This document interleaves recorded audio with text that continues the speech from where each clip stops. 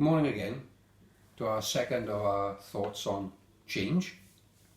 I'm sure you've heard of a Brontosaurus, a Stegosaurus, a Triceratops, a Tyrannosaurus Rex, or a pterodactyl. Obviously, dinosaurs by and large, they don't exist anymore, they're extinct.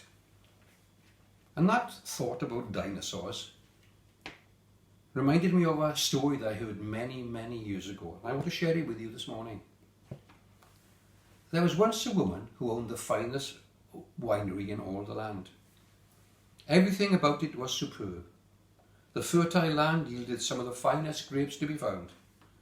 The large wooden vats that nurtured the crushed grapes until maturity produced the world's most exquisite wine.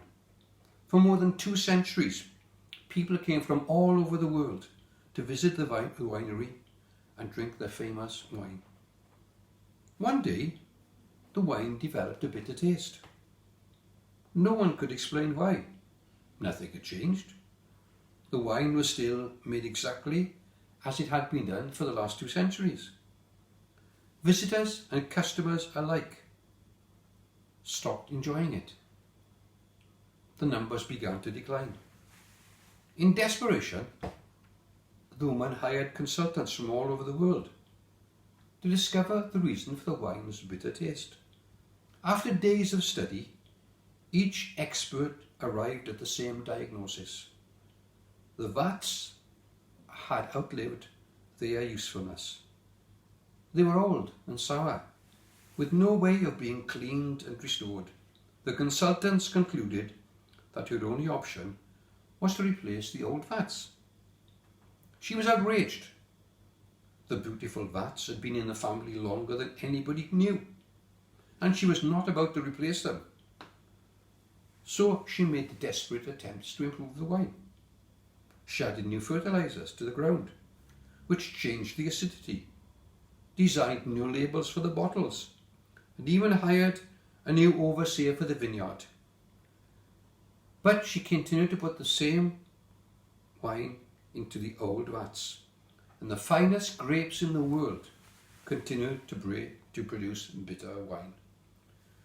To the woman, family traditions were more important than the possibility of new wine. The number of visitors and customers continued to diminish until the day arrived when no one came to taste or buy the wine. The only remaining customers were the faithful members of the family, for whom family traditions were also more important than making satisfactory wine. The owner of the winery knew why the grapes were making bitter wine. She had all the knowledge she needed to restore the winery to its former glory, but she lacked the courage to use the knowledge at her disposal. Family traditions ran too deep to replace the precious vats.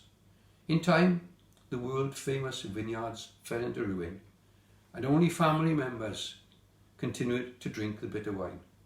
After 200 years or so, they became extinct, just like the dinosaur. You see, traditions became more important than new wine. Traditions and old vats dictated what was done, and so after 200 years, it fell into ruin. Listen to what it says in Isaiah 54, verse 2.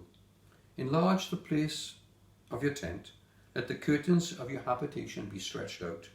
Hold not back, lengthen your cords and strengthen your stakes, for you will spread abroad to the right and to the left, and your descendants will possess the nations and will people the desolate cities.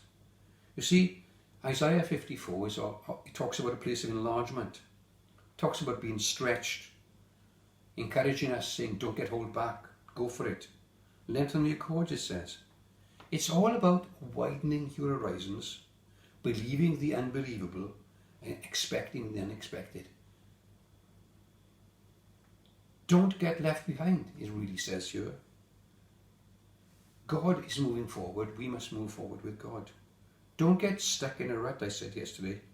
Beware of the same old, and doing the same thing and expecting different results. That's the height of madness. Someone has said. Change is the most constant thing in life.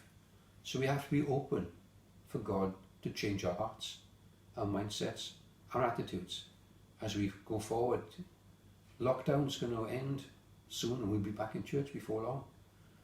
And it'll change. I just pray we'll be accepting of change. We'll embrace change and say, God, you do that new thing in me, because that's what I want. Help us, Lord, I pray, this week and in the weeks to come, to embrace what you want, the new thing that you're going to do, Lord. Amen.